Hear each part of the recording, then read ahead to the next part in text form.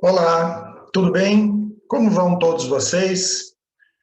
Eu mais uma vez venho, né, online, venho ao vivo, também gravando, né, para a nossa página no YouTube. Quem quiser mais, né, mais informações, busque lá na nossa página. Tem muito conteúdo lá. Se inscreva, compartilhe, né, compartilhe esses vídeos com seus amigos, porque é de extrema importância. Eu venho recebendo alguns questionamentos, né, de alguns alunos, de pacientes, de pessoas que me param na rua e me perguntam: Marcelo, essa história da pandemia, né, o que está acontecendo, né? As pessoas estão apresentando alguns problemas emocionais, né?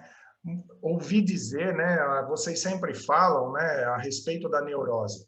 Então, por que vir e explicar o que é essa tal neurose, né, que as pessoas explicam tanto, falam tanto, utilizam tanto essa palavra, mas muitas vezes acabam não entendendo, interpretando. Essa palavra partiu da psicanálise, nós psicanalistas, né, Freud já começou a estudar e já chamou. Então hoje eu vou explanar um pouco mais para vocês, nós vamos conversar, né, a respeito disso. Então o que é essa neurose? Primeiramente, antes de eu falar de neurose, vamos falar então de transtornos neuróticos, né? O que é isso? É essa denominação, né, mais comum, porque neurose é uma denominação comum, pejorativa. Então vamos transformar a coisa, deixar a coisa mais clara. Reação neurótica, que é melhor. Pode até ser mais didático, até para eu ensinar vocês, né, sobre o conceito de neurose. Então, se eu não falar sobre reações neuróticas, eu não consigo explicar o que é a neurose. E também no decurso do que eu vou mostrar para vocês o que são reações neuróticas, aí vocês conseguem entender o que é a neurose. Vamos lá, a partir de um fato, qualquer acontecimento, então vamos falar aí da tal pandemia, foi introduzido abruptamente, de repente, nas nossas vidas, na nossa consciência, tomamos consciência disso, ele vai receber sempre essa maquiagem pessoal, como eu entendo, como eu sinto, né? Tanto que na nossa área, né, na saúde mental, nós falamos que é subjetivo. Então, cada pessoa sente de um jeito. E isso nós vamos fornecer, né, a partir daí, o que a gente chama de afetividade. Ai, Marcelo, o que é afeto? Afeto é exatamente isso, o que me afeta. As pessoas utilizam a palavra afeto de forma equivocada. Afeto não se refere só a carinho, só a amor, mas sim a raiva, a medo, a situações estressantes. Tudo isso vai estar relacionado e está relacionado à afetividade. Então, todos esses fatos que vão me afetar, e é bastante pessoal, é muito íntimo, isso vai uma vez presente na minha vida. Pode ser presente, pode ser alguma situação do passado, ou às vezes até alguma perspectiva, alguma coisa que eu posso entender, né, ou esperar do futuro. Vão ser sempre aí coloridos, né, por essa tal afetividade. Então, a afetividade é aquilo que me afeta, aquilo que mexe comigo, né? Então, esses fatos, esses acontecimentos que vão vão ocorrendo na nossa vida, né? Eles vão ser apreendidos, né, pela nossa consciência, vão ser capturados e vão receber aí uma forma, né, que vamos romantizar um pouco, vamos dar um colorido graças à nossa afetividade. E isso vai ser chamado por muitos autores, por muitas pessoas, de vivências. Então as minhas vivências ou as suas vivências, né? Essas vivências são sempre de caráter individual. Então, por exemplo, nós todos juntos agora aqui na rua presenciamos, percebemos um acidente. Cada um vai perceber, né, vai entender aquela situação de uma forma muito particular, muito própria, muito íntima. Né? E esses fatos vão ser sempre, né, desencadear algumas coisas diferentes de acordo com cada vivência, com cada experiência de vida de cada pessoa. Essas vivências, então, vão determinar uma resposta emocional em cada pessoa, né? E a forma de sentimento e o que esses sentimentos vão produzir. E isso, então, são as reações vivenciais. Tá? Então, reações vivenciais é tudo isso. É como os meus sentimentos, né? Como eu coloco os meus sentimentos diante de determinadas situações. Tá? É como, por exemplo, nós tivermos uma reação alérgica. Então, eu sou alérgico a pelo de cachorro. Quando você está presente, né, com um cachorro lá, você vai ter toda aquela reação alérgica. Marcelo, eu não suporto perfume. É uma reação alérgica. A nossa emoção reage da mesma forma. Então, diante de cada fato, ele vai produzir uma reação do que tem na minha memória, do meu passado, ou aí, né, um passado não tão remoto, ou até do que eu espero de futuro. Eu vou desencadear reações, né? E muitas delas são inconscientes e analisadas, né, e trabalhadas por nós na psicanálise. Então, como compreender essa reação, Marcelo, que você está falando, vivencial, que vai me trazer uma reação neurótica? Essa alergia, esse sintoma que você está apresentando, então eu vou dar agora um novo nome para vocês, que se chama reação neurótica. Então, o meu comportamento distorcido, meu entendimento, minha emoção está distorcida diante daquele fato.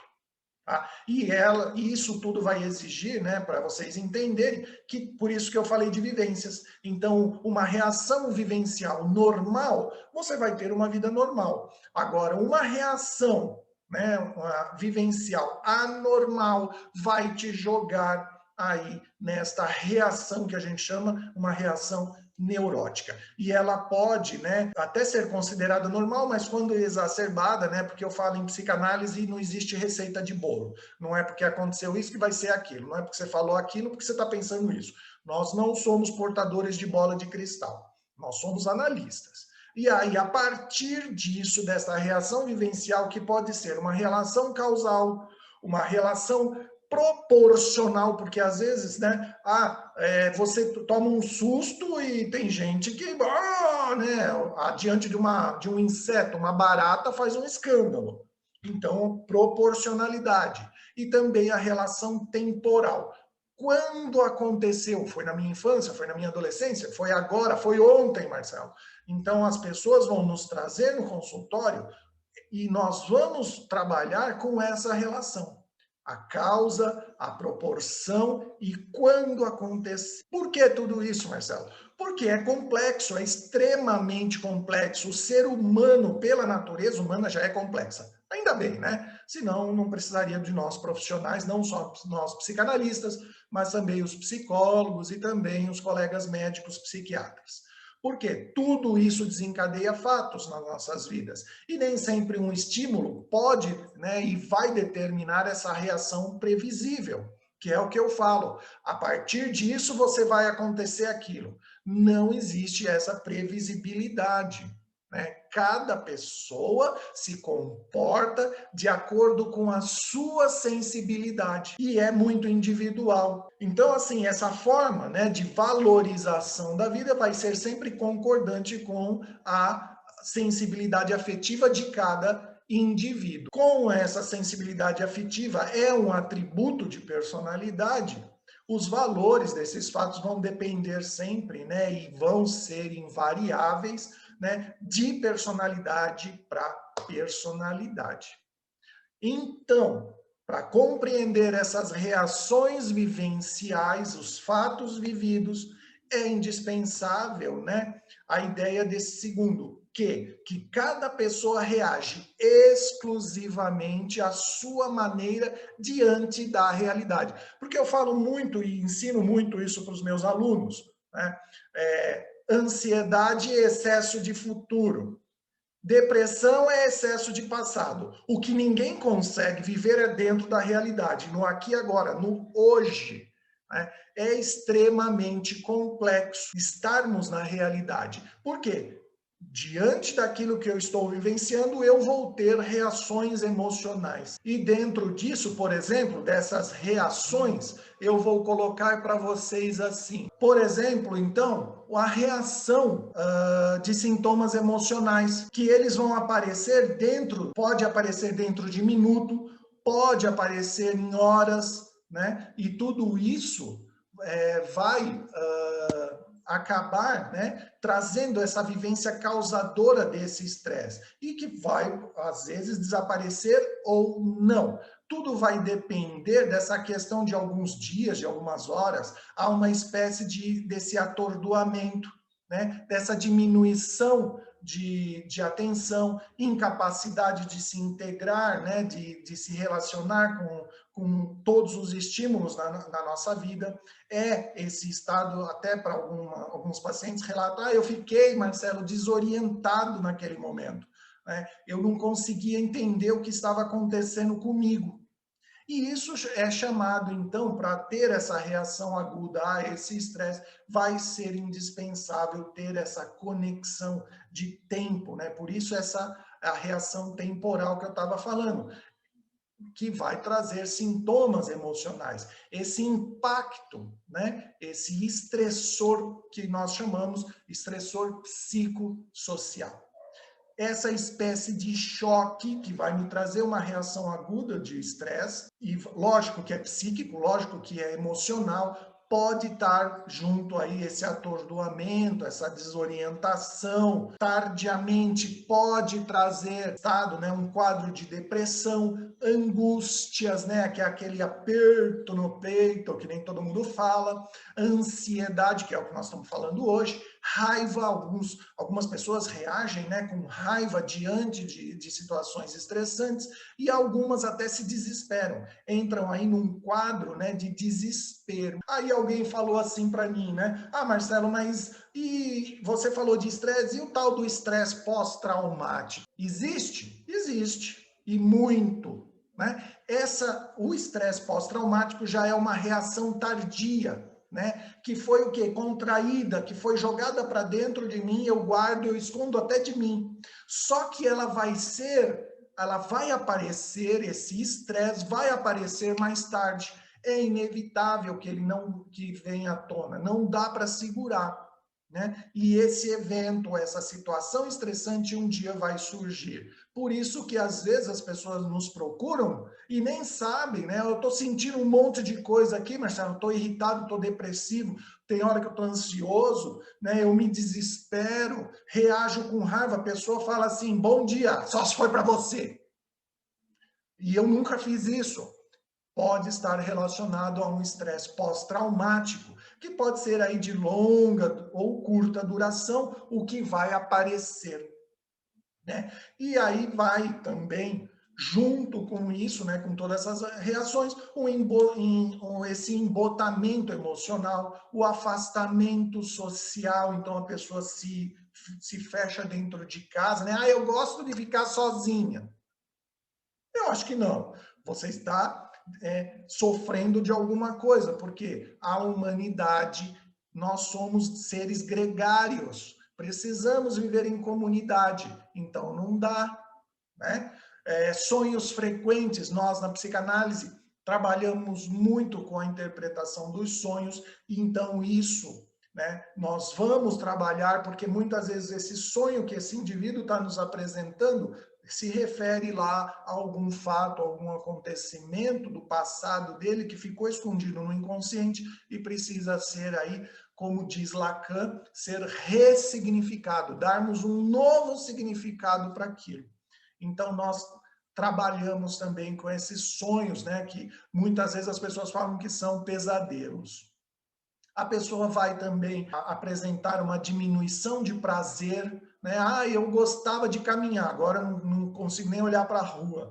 Eu gostava, sei lá, de passear em tal lugar, de praticar atividade física, de ler. Não estou fazendo mais nada disso, Marcelo. Pode estar relacionado a um transtorno de estresse pós-traumático. Tudo isso que eu estou falando, gente, para nós na psicanálise, são dados né, são diagnósticos. Para nós, dentro da psicanálise, tudo é neurose, tá? Também existe a frequência, né, dessa hiperexcitação, então a gente vai, né, o cara vai ficar lá hiperexcitado, super agitadão, hipervigilante, né, o olho arregalado, né, pronto para aquela coisa, luta ou fuga, né, porque o estresse, o cortisol causa isso no nosso sistema nervoso, né, ou eu vou lutar ou eu vou fugir, então eu tenho que estar vigilante. Pacientes nos reclamam de insônia, né? E isso pode estar relacionado a estresse pós-traumático, ansiedade, que eu estou falando aqui desde o começo, né? E também a depressão. Como complicação, vamos também achar nesses casos, né, de um estresse pós-traumático ou uma reação aguda ao estresse, o uso abusivo de bebidas alcoólicas, porque o álcool vai surgir como um atenuante. Eu vou alterar o meu estado de consciência e consigo suportar aquilo que eu estou sentindo e eu não consigo também entender o que está acontecendo comigo. Então, vamos beber para esquecer. Muitos pacientes chegam aqui falando isso. Marcelo, já tentei beber para esquecer aquela situação, mas não deu certo. Você virou um alcoólatra e não resolveu o seu problema. Porque quando passar a bebedeira, o problema continua lá. Então, procure um profissional, ou que bom que você nos procurou. Agora nós vamos resolver. E não é a garrafa de bebida, seja lá qual você goste, que vai resolver o seu problema. Então, vai sim sempre ser necessário, né, essa necessidade do diagnóstico desse quadro, né? E ele pode aparecer 6 meses, a partir de 6 meses depois do evento. Então eu sou assaltado à mão armada e nem reagi, Marcelo. Falei que o cara podia levar tudo lá, leva tudo, só não faz nada comigo. E 6 meses depois o cara começa a apresentar transtorno de ansiedade, um quadro de tristeza profunda, depressão, começa a beber, alguns procuram outras substâncias tóxicas, né? Maconha, cocaína e tudo mais, e nem sabe por quê, acha que é para dar um barato, legal é a moda. Não, pode estar relacionado a esse transtorno agudo de estresse. Um outro que a gente tem acompanhado muito aqui, e é muito clássico, vai acontecer graças à pandemia, né? Então, aqui em primeira mão para vocês, um futuro transtorno que muitos, né, que vai virar modinha. Se alguém quiser anotar aí, o pessoal aqui da clínica fala, quando o Marcelo fala, foi ao será. Transtorno de ajustamento também é uma neurose, tá? Que é isso, Marcelo? É quando existe aí uma angústia, essa perturbação emocional, esse incômodo, né? Que interfere no funcionamento do meu desempenho social. Né? Pode ter surgido como consequências de esforço e vai surgir por causa de esforços adaptativos. Por quê? Fomos colocados e já estamos, né, indo para o segundo ano de pandemia, o segundo ano de isolamento social. Para algumas pessoas não estão muito isoladas, mas existe aí, né, trabalhar home office, né? Eu não posso mais ir no mercado, a família não tem mais onde passear, não pode ir no shopping, onde tínhamos esse contato social, convívio social. Agora eu fico dentro da minha casa, meus filhos não estão indo para a escola, as crianças vão apresentar esse transtorno de ajustamento, tá? Que é o quê? É esse desenvolvimento desse quadro psicoemocional em resposta, né, a esse estressor que vão se desenvolvendo, que é dentro desse período que vai, né, aparecer de 3 a 6 meses. Né? Qual vai ser esse estressor? Nós estamos falando de estresse. O contato social, porque as pessoas estão perdendo a capacidade de conviver com pessoas. Então, estão aí, né, presas dentro de casa. Então, já não estão mais, né, aproveitando, desfrutando do convívio. Então, quando voltar, vão apresentar esse transtorno de ajustamento, né, que é uma reação vivencial. Vai ser caracterizada por esse sofrimento, né, que vai ser grande, né, vai ser exacerbado, e já é estatisticamente esperado pela natureza, né, do que nós estamos vivendo, por isso que é uma reação vivencial desse estressor que é estar confinado e de repente, do dia para a noite, alguém vai falar, agora vocês já podem sair. Pode ir para o parque, reabre tudo, reabre shopping e vão embora. Aí as pessoas vão começar a se estranhar, né? Vai sentir, não vai ser assim, ô, legal, festa, carnaval. Não. Vai ter aí, o número vai ser significativo de pessoas, né? E qual esses sintomas, Marcelo? Alguém, né, me pergunta assim, mas quais são os sintomas? Como que eu posso identificar se eu vou ter esse transtorno de ajustamento? Humor deprimido, ansiedade, preocupação, sentimento de incapacidade, de não conseguir se adaptar a essa nova rotina. Por quê? Da mesma forma que passamos por um transtorno de ajustamento, tentando nos adaptar a ficar dentro de casa, e está muito difícil ficar dentro de casa, depois vai ser muito difícil sair de casa, né? Eu já tenho acompanhado alguns pacientes adultos e adolescentes que não estão conseguindo sair de dentro de casa. Então, tudo que eu puder fazer dentro de casa, para mim é melhor. Já é um transtorno de ajustamento, tá? E em crianças, vocês vão perceber, quem está acompanhando aí, que elas vão ter esse comportamento regressivo, né? Elas vão voltar, né, em idades, né? O que elas não faziam antes, elas começam a fazer agora. Então, a gente repara, né, esse comportamento regressivo em crianças, que é esse transtorno de ajustamento, graças à pandemia, né? E eles podem persistir aí, esses sintomas, para vocês terem uma ideia, mais de 6 meses. Então, quando tudo abrir pós-pandemia, nós vamos ter 6 meses de problema. Nós vamos levar, no mínimo, 6 meses para nos readaptarmos à vida social. Que hoje é tudo, como eu estou falando com vocês. Antes eu fazia palestra para 200, 300, 1000 pessoas numa plenária. Hoje eu falo para o Brasil inteiro do meu celular, do meu computador, via internet. E o contato social? Onde ficou? Na internet é mais legal, Marcelo, porque eu fico lá pelado até em casa, estou trabalhando. Ok, uma comodidade, mas e quando você tiver que ir, né, voltar ao seu trabalho, à sua estação de trabalho, se ir para um restaurante, como você vai se comportar? Como de cueca lá, sentado na sala da sua casa assistindo Netflix? Não vai dar. Então, nós vamos passar por isso sim. Por quê? É um estresse crônico que já estamos vivendo, né? Por exemplo, né, essa doença crônica, um estressor breve. Sofri um acidente, bati meu carro. É um estressor breve, fiquei estressado e melhorei. Agora, esse não, é longo tempo. É um tempo muito prolongado. Então, vai surgir dificuldade social, todo mundo já está percebendo dificuldade financeira. Nunca houve na história um índice tão grande de divórcios e separações da pandemia para cá. O número explodiu, né? Ele está altíssimo. E é por quê? Por causa desse estressor. Pessoas que só se viam à noite, dormiam tal, e aí conviviam lá no oba-oba, churrascão de final de semana. Hoje um casal, mais os filhos, ficam 24 horas dentro de casa, de segunda a segunda. E não tem ninguém, porque se eu deixar alguém entrar na minha casa, pode estar trazendo o tal do Covid. Se eu for na casa de alguém, alguém vai me tratar meio assim, porque eu posso estar levando o Covid, né? Então, existe essa preocupação. Esse é o estressor. E quando tudo isso acabar? Porque vai acabar.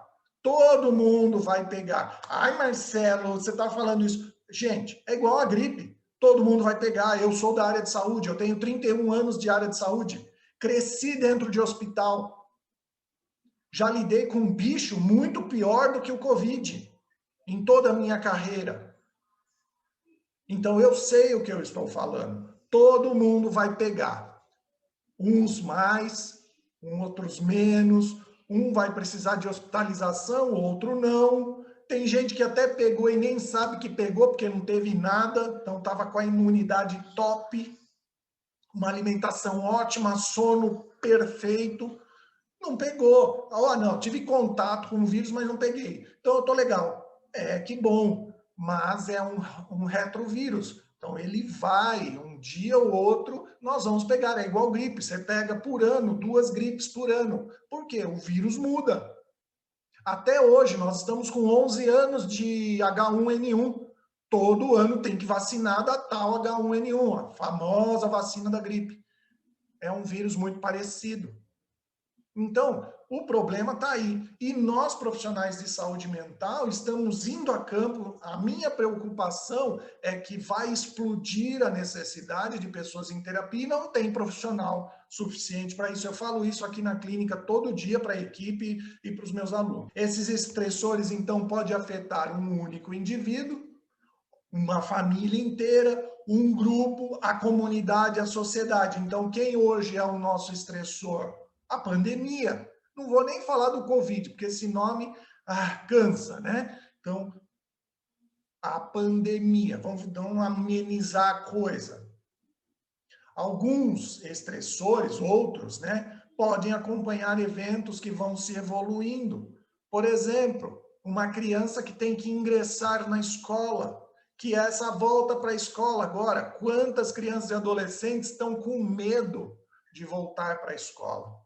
Não vão conseguir, vão precisar de apoio psicológico, apoio terapêutico para essa volta, né? Algumas pessoas vão deixar a casa paterna, né? Então, pô, já está na hora de eu seguir minha vida, né? Quero ter meu espaço, quero ter minha vida, e isso causa um estresse para quem está deixando a casa dos pais e também para os pais que vão sofrer aí da famosa síndrome do ninho vazio.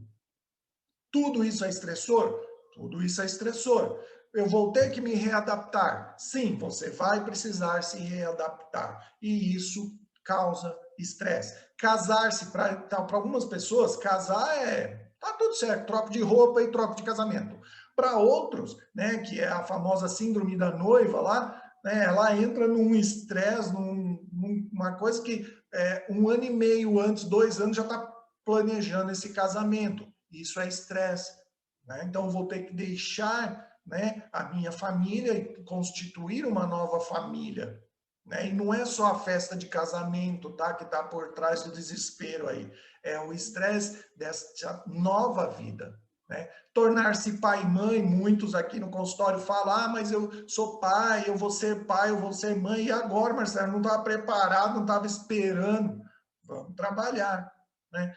Diante de, por exemplo, fracasso profissional, né? Não consigo aí me colocar, não consigo entender, tenho medo né, de não ter sucesso profissional, que faculdade eu vou fazer, né? Porque tem que ser uma que dá dinheiro, que tenha nome, que eu seja reconhecido e isso é estresse.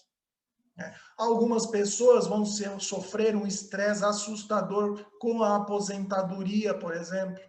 Só em pensar que eu vou ficar sem trabalhar, né, que eu não vou ter nada para fazer, já é estressante. Pronto, me tornei um inútil para a sociedade, não estou mais conseguindo colaborar. Então, tudo isso é essa resposta emocional que é mal adaptativa, ou seja, não consigo me adaptar a essa nova reação, porque eu tenho um prejuízo no meu funcionamento social, né? E também ocupacional, porque eu acabei de falar de quem trabalha, né? Porque sintomas e comportamentos vão aumentar, vão exceder essa resposta normal esperada. Então, tenho que voltar a trabalhar das minhas férias. Você está naquele estresse assim, putz, tem muita coisa me esperando lá, minha mesa ficou cheia depois de 30 dias de férias. Então, vou ter que chegar lá trabalhando muito. Esse é um estresse saudável. Agora, puta, não quero voltar a trabalhar, não quero saber mais daquilo, aquilo lá é uma loucura, como é que eu vou fazer? Meu chefe, assim que eu voltar de férias, vai me mandar embora. Meus colegas não vão conversar comigo. São coisas que a gente escuta aqui todos os dias no corpo. E esse transtorno de ajustamento é muito comum, né? Um dos grandes estudiosos da nossa área, que é Kaplan, ele coloca uma incidência de 5%, por exemplo, nas admissões hospitalares que foram estudadas durante um período de 3 a 4 anos, que era essa ansiedade, esse transtorno de ajustamento. Né? Então, essa organização da personalidade, mais os valores culturais de um grupo, vão contribuir para essas respostas que são desproporcionais. Uma coisa pequena eu transformo, né, num maremoto de emoções. Né? E também vai trazer somatória, né, vai aumentar isso, esses pequenos estressores que são menos importantes, né? Um telefonema chato, uma briguinha, uma discussãozinha, que a gente chama de pequenos estressores. Mas se você já está com um grande, mais esse é o pingo no copo que estava faltando para vir tudo à tona. É o que eu estou falando para vocês, né? Por exemplo, essa reação aguda desse estresse, que são sintomas, né? Então, peraí, eu já estou com uma reação aguda ao estresse da pandemia, mas eu agora vou passar por um outro transtorno que é o de me reajustar socialmente. Então, como é que eu vou fazer, Marcelo? Né? E vai aparecer todas essas reações em dias, minutos, horas, né? Que vem, aparece, causa todo esse prejuízo e some. Então, às vezes a pessoa fala, tô legal, passou, superei. Dias depois, volta. Ou horas depois, é aquela gotinha no copo, volta tudo que a pessoa estava sentindo anteriormente. E isso, na realidade, esse fenômeno, né, que a gente chama de psicopatológico, né, então da doença da emoção, pode muito bem ser o mesmo em todas as outras situações de vida, que às vezes a pessoa está passando e não consegue compreender, né? Ela não consegue identificar. Né? Tudo isso eu estou explicando para vocês que é essa reação, que também pode se agravar, a reação ao estresse, né? Mais o transtorno de ajustamento, que é o que a pandemia está trazendo para a nossa sociedade. Né? Ah, mas você começou falando hoje, Marcelo, de neurose. Sim, são atitudes, são situações neuróticas agudas para nós profissionais. É assim que a gente chama, né? Porque é reativa ao quê? A esses estressores que as pessoas estão vivenciando. Né? E são relativamente, né, circunscritas, são específicas para cada determinada pessoa diante de cada determinada situação. Mas são reversíveis, nós conseguimos tratar, nós conseguimos dar um significado e ensinar essas pessoas a lidar com essa situação que é extremamente prejudicial para ela. Então, vai sim aprender a lidar com esses estressores vivenciais, né, que são circunstanciais, mas se relacionam de perto no tempo, no conteúdo, a estados de estresse que você está, porque a nossa sociedade, a sociedade moderna e agora se chama pós-moderna, a nossa sociedade é baseada no estresse. Vivemos estressados o tempo todo, né? Não existe essa paz e calmaria total. Estamos sempre passando por pequenas coisas que nos estressam. Aliás, a sobrevivência é parte, né? A nossa sobrevivência como humanidade, parte é responsável por esse estresse. Graças a ele, nós aprendemos a nos defender, vamos sobrevivendo. Então, não é tão ruim assim. Eu estava falando do termo ajustamento, né? Que ele vai ser sugestivo. Tem como a reação neurótica como base, que vai, então, representar essa espécie de falência emocional diante dessas circunstâncias. Então tudo que você falou agora, Marcelo, tudo que eu tenho é reação neurótica.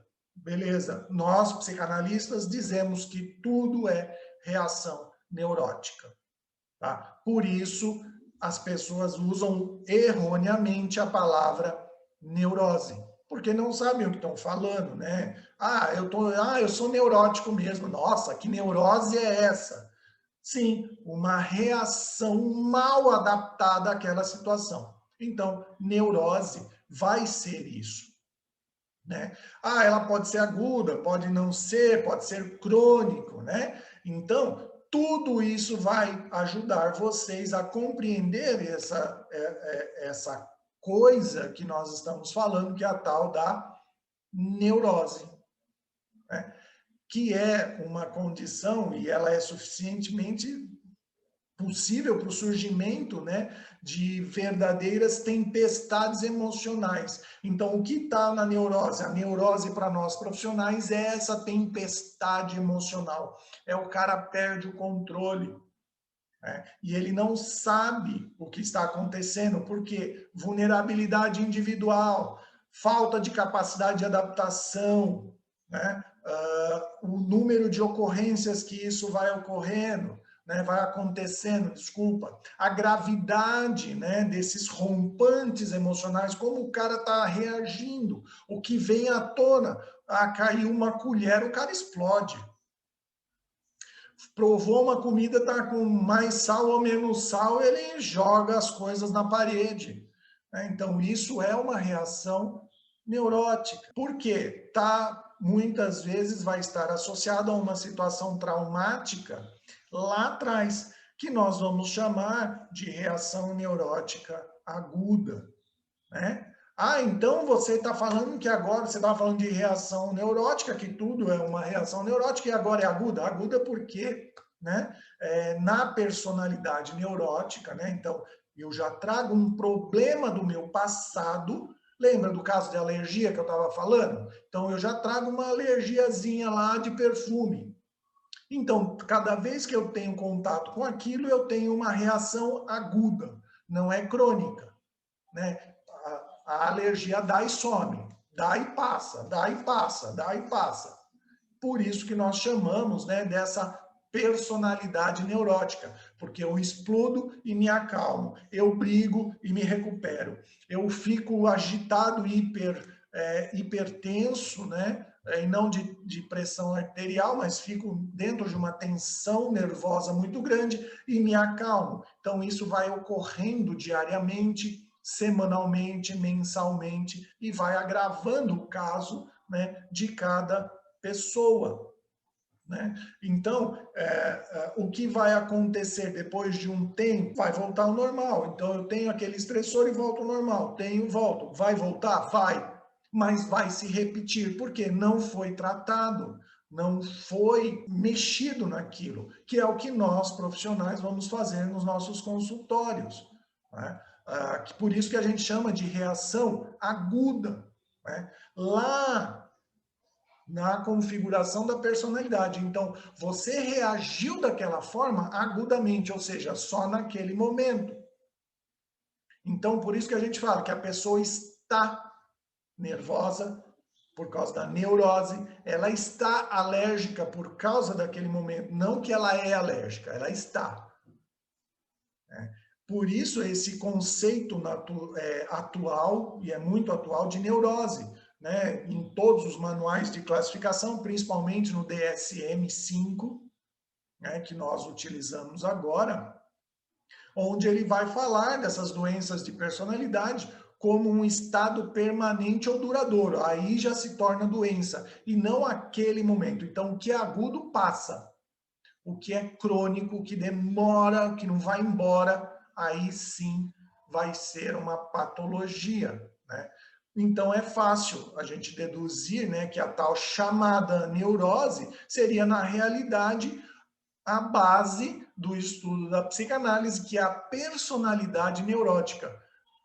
Então, Marcelo, você está falando que somos todos neuróticos. Eu diria normóticos, né, como eu brinco com meus alunos. Neuróticos normais, lembra que daí passa as coisas às soltas pela rua, né? Então, essa reação aguda vai ser entendida como um tropeço emocional, né? Que é passageiro. Sabe quando você dá aquele trupicão na rua? Você olha para a pedra e fala, puta, doeu. E aí, 2, 3 passos depois, você esqueceu já que o seu dedão ficou preso momentaneamente, né, numa pedra ou num buraco na calçada. A mesma coisa a reação neurótica, né, aguda. Ela dá e passa, muitas pessoas nem percebem que estão sentindo, né? Nessa classificação dessas doenças emocionais, né, nós vamos utilizar esse termo neurótico e a assiduidade, né, a frequência que nós psicanalistas utilizamos é assim, putz, enorme, né? Porque para nós vamos identificar tudo como neurose, né? Por quê? É a necessidade, é essa tendência de localizar essas reações neuróticas, né? E classificar, né? Como transtornos. Então, vai ter o transtorno de ajustamento, que eu expliquei para vocês, o fóbico, o ansioso, que é a fobia, né? O toque, o transtorno obsessivo compulsivo. Nossa, Marcelo, isso é neurose também? É neurose também. Se você tem toque aí, cuidado, vai tratar, tá? Porque se você já está percebendo que você tem toque, o sinal que o negócio não é agudo, já se cronificou, ou seja, já é crônico. Precisa de terapia e, em alguns casos, vai precisar de medicação. Transtorno de adaptação, né? Trazido aí graças à pandemia. Os famosos transtornos de ansiedade também estão presentes, né? Estão classificados, né, no grande conjunto de neuroses. Tá? E aí vai por diante mais aí uma gama, né, de transtornos e distúrbios que a gente podia classificar, só que aqui a gente fica nesses basiquinho, né, não tão básico, mas para nós profissionais é mais básico para explicar para vocês o que são então essas neuroses. Né? E aí vai ter lá a classificação dentro de cada manual que aquele profissional vai seguir. Os médicos, o CID-10, né, que é o Código Internacional de Doenças, a 10ª edição, e os profissionais de saúde mental, o Manual de Diagnóstico de Saúde Mental, por isso DSM, número 5, a 5ª edição, que é da Sociedade de Psiquiatria Norte-Americana, que é eles que produzem. Personalidade neurótica, que eu tinha falado lá, né, me ocorreu agora aqui, que mas você falou que eu tenho uma personalidade, né, neurótica. Sim, lembra da normal e da alterada? Eu me adapto e consigo. Então, beleza, uma personalidade normal. Mas e quando é alterada? Né? É o que vai aparecer todas essas dificuldades, né? Do meu modo de ser, do meu modo de agir diante de cada processo, de cada evento que ocorre na minha vida. Então, o indivíduo, por exemplo, um de vocês que estão aí me ouvindo, né? Do seu jeito, ele vai se encontrar naquele aqui e agora, né? Numa específica disposição, né, com a vida dele, né? Então, eu estou aqui com a minha vidinha, tô legal, e ele só vai poder ser compreendido como resultado daquilo que ele trouxe até aquele momento. Por isso que nós falamos muito de passado em terapia. Né? Me conte sobre a sua infância, me conte sobre a sua adolescência, como era a sua família, como era a sua vida escolar, para nós conseguirmos montar esse quebra-cabeça e saber se temos diante de nós uma personalidade neurótica, né? Saber essa natureza, né? Como se constituiu a natureza desse indivíduo, não é a natureza do planeta, tá? Mas a minha natureza e como aquilo eu trouxe para minha vida, o que, né? Essa minha vida, alguns vão falar de destino, né? Essa existência minha, desde que eu nasci até hoje, como eu cheguei até aqui. Né? E ele vai ali se posicionando e nos trazendo, né? E podemos dizer assim que esse indivíduo, então, vai trazer, sim, uma personalidade neurótica quando ele reage aí neuroticamente, de acordo com aquilo que eu estava explicando antes, né? Com aquelas reações aumentadas, né? Diante de cada evento que para outros seria o normal, mas para ele já é um hábito, explodir porque caiu uma colher no chão, né? porque o leite derramou. Então, isso passa a ser uma maneira, uma característica de existir dele. E por isso que dizemos personalidade neurótica, né? E posso dizer aqui assim que neurótico, né, ele sucumbe, né, ele cede, né, cronicamente diante dos seus conflitos. Ele se enfraquece, ele perde a luta lá, né, para os seus conflitos internos. Por isso que estar em terapia e resolvendo os seus conflitos vai te tornando mais maduro, mais forte, né, mais presente.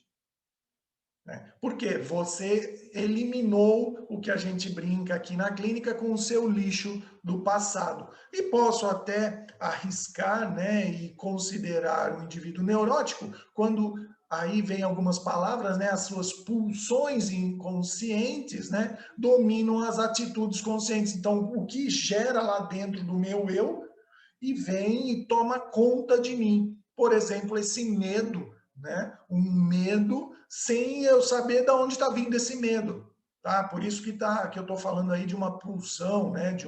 De alguma coisa que vem do meu inconsciente, eu não sei lidar com ela. E aí nós vamos constatar essa falha crônica em mecanismos de defesa. O que é isso, Marcelo? Aprender a me acalmar, a controlar, a parar e raciocinar, a ver a situação, né? E aprender a me adaptar emocionalmente à constante problemática que é a vida, porque vida é cheia de problemas. Nós temos que resolver problemas todos os dias. Só que quem tem uma personalidade neurótica não consegue resolvê-las, né? Ou faz que nem trator, vai passando por cima de tudo, finge que não é com ele, ou vai apresentando aí as reações neuróticas, né? As reações vivenciais anormais, os distúrbios adaptativos, né? Que são reações de ajustamento neuróticos, né? Lógico que às vezes é impossível clinicamente conseguirmos delimitar precisamente o que é um transtorno de personalidade da personalidade neurótica. Isso precisa aí ser acompanhado, ser conversado, ser observado, né, a médio prazo cada um dos nossos pacientes. Mas a grosso modo eu posso dizer para vocês que se for imprescindível a distinção, né, das duas colocações entre transtorno de personalidade, que é um pré-requisito, né, da constituição da personalidade, e a personalidade neurótica, ela vai aparecer como uma evidência clinicamente estabelecida, uma precede a outra. Então, alunos, né, profissionais, colegas que estão me ouvindo, vão falar, putz, é isso mesmo, Marcelo.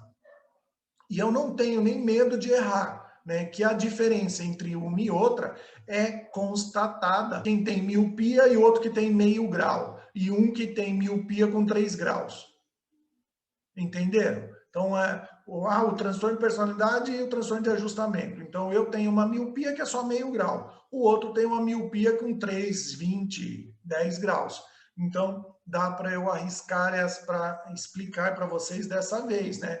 Quer dizer, o indivíduo vai precisar aí de um caso ou de outro de óculos, só que né, talvez não precise, né, desse óculos, o outro vai precisar porque ele não enxerga nada. É mais ou menos isso para explicar para vocês, né? Porque o conceito de personalidade, e principalmente que quando a gente se refere à personalidade neurótica, ele vai dizer a respeito sempre dessa modalidade do relacionamento do sujeito com a sociedade. Então, como eu me relaciono com as pessoas, que em psicanálise a gente chama o outro, né, outra pessoa de objeto. Então, como que é, né, essa minha relação com o outro? É isso que vai determinar, né, as suas reações diante desta contato social, as suas reações que vai determinar se você tem uma personalidade neurótica ou é normótico, porque sempre vai, né, o profissional, nós profissionais sempre vamos dizer, né, e buscar esses critérios de avaliação dessas relações com o outro, né, que vão sendo estabelecidas. E aí vai nos dizendo se você é ou não, se está bem ou não, né, se precisa ser mexido ou não, né? Mas reconhecer que o indivíduo é neurótico vai implicar nessa visão conceitual nossa, estatística até, né? E até de valoração, de valor mesmo da pessoa, né? Onde esse relacionamento, né, eu com o outro, ou seja, a pessoa com o mundo, vai ser prejudicado. E nós, observadores, né, o psicanalista é um grande observador do indivíduo da sociedade, quase que intuitivamente percebemos, né, essa não normalidade e até essa grande dificuldade que aquele indivíduo ou aquele núcleo social não consegue se adaptar com a nova situação. E aí nós interferimos, né, para ajudar. Classificamos esse tipo, então, de relacionamento para conseguir ajudar como um relacionamento neurótico, né? Então, a sociedade, então, toda é neurótica, Marcelo? É isso aí. Belezinha. São todos, somos, né? Todos neuróticos, né? E vai exigir, então, esse cuidado, né, muito criterioso. Então, nós não rotulamos pessoas. Aqui, quando eu falo, todo mundo é neurótico, é uma forma de explicar para vocês o que é essa tal neurose, que todo mundo me explica. E aí vocês veem, né, que eu já estou aqui há um tempo falando de neurose, mas estou falando de várias ao mesmo tempo. Por quê? Nós reconhecemos que o indivíduo é neurótico. E isso implica na visão desse conceito, como ele se relaciona. E classificamos ele. E os procedimentos que vamos adotar, cada vez mais internalizados, ou seja, tem que mexer na caixa preta.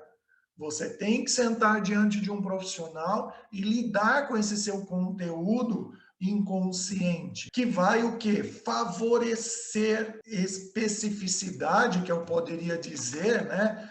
Ajudar você a dar um nome para essa sua neurose e, a partir daí, montar um projeto terapêutico onde vai favorecer. Porque nós reconhecemos que esse indivíduo tem problemas, né? E temos, né, e vamos ver essa questão da ansiedade, né, que a neurose gera, e ela precisa ser considerada, né, como uma experiência, né, como uma ocorrência psíquica universal, ou seja, todo mundo, mais dia menos dia, vai passar por situações altamente estressantes e pode desencadear algumas reações de adaptação, no caso do estresse pós-traumático e tudo mais. Hoje, a psiquiatria, né, o estudo, né, da psicopatologia, ou seja, o estudo das doenças mentais modernas, não dispensam,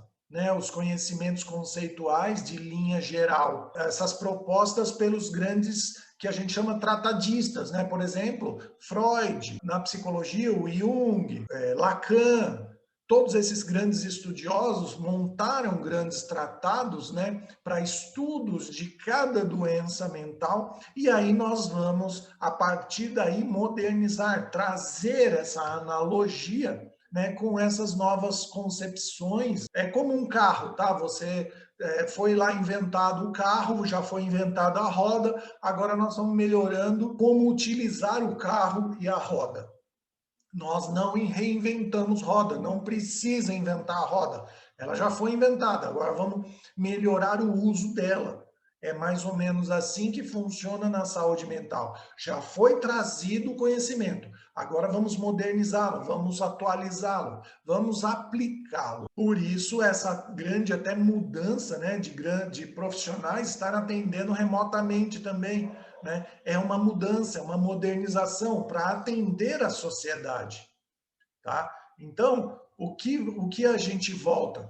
O conceito, então, de neurose é essa substituição, né, do termo transtorno, que eu mostrei para vocês que é extremamente complexo, né, e atual, né, e deve, então, ficar aí permanente, né, sólido, alicerçado em conhecimentos tradicionais, né? Então, vai ser difícil compreender, por exemplo, um termo agorafobia. Se eu falar para vocês aqui inúmeros termos, Vocês vão falar, nossa, Marcelo, dá uma aula só disso aí. Realmente é complexo, né? Os profissionais conhecem, mas precisa primeiro entender o que é essa coisa, né, da formalidade, né, a partir dessa reação vivencial. Então, nós analistas, nós psicanalistas, vamos sim nos basear nas reações vivenciais daquele indivíduo, né, que, como eu falei desde o início, vão sempre recorrer, vão sempre ser uma resposta dessa vivência do sujeito, né, do indivíduo no mundo que ele está rodeado. E isso é trazido nesses conflitos, trazido à tona pelo indivíduo, essa coisa da neurose. Então, eu traduzo para vocês como conflitos íntimos, ou seja, seus conflitos que vão ser, então, reflexos dessa bagunça, né, interior que você tem, desses maus entendimentos da sua vida, que vai ser trazido por situação instintiva, concepção ética, paixões, desejos não realizados, esses sentimentos mais complicados que às vezes o indivíduo não consegue compreender, ele nem sabe o que ele está sentindo, mas ele sente alguma coisa meio esquisita, reações que eu estou falando aqui desde o início, né? E lógico que vai ter sempre um ponto, né, num lugar do passado desse indivíduo, mas que atualmente a gente percebe, né, que faz parte da consciência e principalmente, né, da inconsciência do ser humano, né, do indivíduo. Então, essa palavra neurótico, né, de maneira como ela é usada atualmente, é um sentido impróprio, né, e ofensivo, pejorativo. Então, nós psicanalistas não gostamos, né, de que utilizem essa palavra, né, para uma outra pessoa falar, nossa, mas por que você está xingando o cara? Por que está sendo pejorativo? Você nem entende o que é isso. Né? Quantos anos você estudou para falar que o cara tem uma doença, neurose, doença dos nervos? Calma, calma, não é assim, porque as pessoas não entendem essa palavra, né? Porque não estudaram, lógico, não são médicos, não são profissionais de saúde mental. Então, a palavra neurose acabou vindo, né, e se tornando de domínio público. Assim como, por exemplo, a neurose é associada como sinônimo de loucura. Nós, profissionais, não gostamos dessa palavra. Não existe mais a tal da loucura, né, como palavra loucura. Não aceitamos. O que nós vai acontecer? O que a pessoa chama de neurose, de loucura, é essa reação vivencial que muitas vezes está exagerada, está fora de controle. Então, neurose é a maneira, né, da pessoa ser e reagir, né, diante da situação de vida dela. Né? Então, a pessoa é neurótica e não está neurótica. Né? Então, faz parte lá da personalidade neurótica. Então, eu já reajo explosivamente a determinadas situações. Então, isso vai nos mostrar para nós profissionais, então, que ela é uma pessoa neurótica, porque ela não consegue se conter, não consegue compreender o que está à sua volta, tem problemas no seu processo de adaptação psicossocial, ou seja, a sociedade é a minha emoção diante daquilo que eu estou vivenciando. Né? Então, a maneira de ser neurótico do indivíduo vai significar que a pessoa reage, né, através de reações vivenciais que não são normais, exageradas, exacerbadas. Né? É o descontrole, para vocês entenderem. Né? Seja num sentido dessas reações desproporcionais, vai ser pelo fato de serem muito duradouras, então quem possui aí, né, uma personalidade neurótica, no caso lá do estresse pós-traumático, lembra? Ele vai aparecer 6 meses depois, às vezes, e ele vai perdurar por longo período.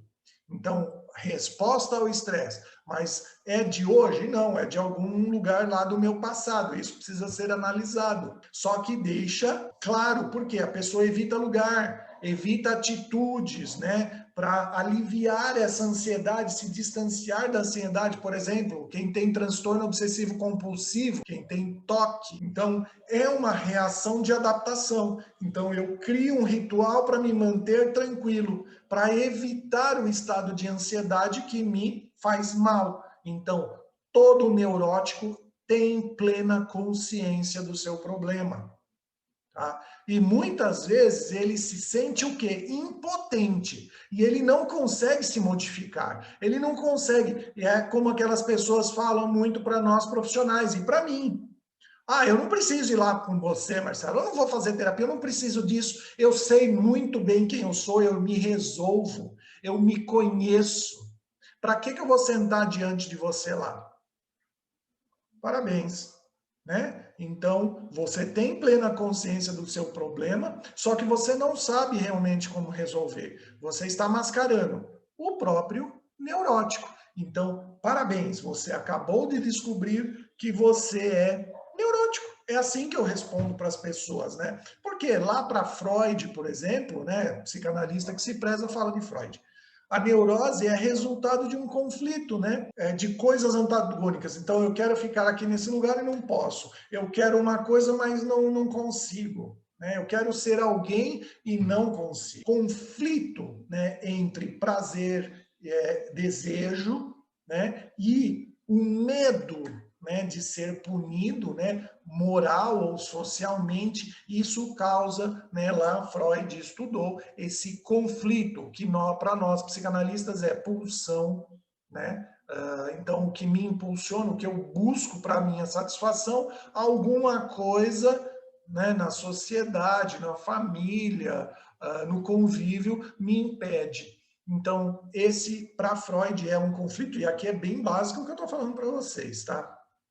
Então, assim, não tem muito o que descrever, tá, para vocês. Então, gente, neurose é isso, né? Então, é essa inadaptabilidade, né? O indivíduo tem essa dificuldade em se adaptar, né? Em se colocar, em ter uma postura social adequada, né, dentro de um padrão normal daquele núcleo social que ele está convivendo. Nós, psicanalistas, né, graças aí a Freud, ele traz, né, essa leitura desses conjuntos de sintomas, né, que são esses conflitos psicológicos, né, e que nós também falamos muito de recalques, né, e recalque não é inveja, cuidado com como vocês usam essa palavra. Então, assim, o que é a neurose?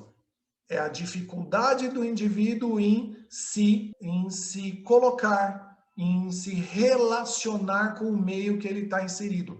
É como são as reações, né? O que ele apresenta de reações diante daquele conflito, diante daquela situação que é estressante para ele. Então, essa reação vai ser uma reação neurótica. Isso tornando cronicamente, ela se repetindo, está instalado aí a neurose. Tá? Espero que eu tenha ajudado vocês. Quem me mandou aí as perguntas, os questionamentos a respeito da neurose. Sei que foi longo, mas não tem como. A neurose é isso. Neurose é a inadaptabilidade do indivíduo. Não dá para responder assim, isso ficaria vago demais. Meu muito obrigado, um bom dia a todos vocês. Espero que tenha ajudado. Tem dúvida, forte abraço e uma ótima semana para todos.